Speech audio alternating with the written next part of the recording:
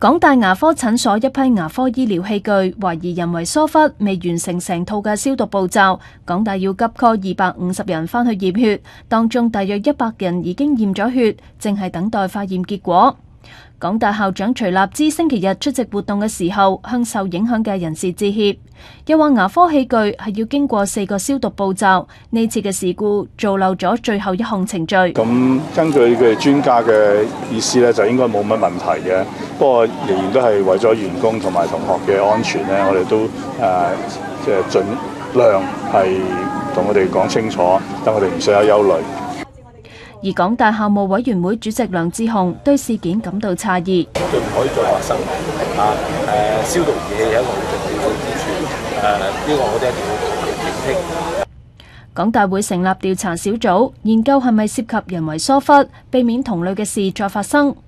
不過港大學生會就質疑校方咁短時間內驗血嘅成效。有受害嘅學生就反映，好似乙型肝炎同愛滋病毒嘅反應，要喺4個星期以至3個月先至能夠驗得出。要求港大喺3個月同半年後再為受影響嘅人驗血，並且發出證明書，有需要嘅時候跟進同賠償。ONTV 東方電視新聞台報導。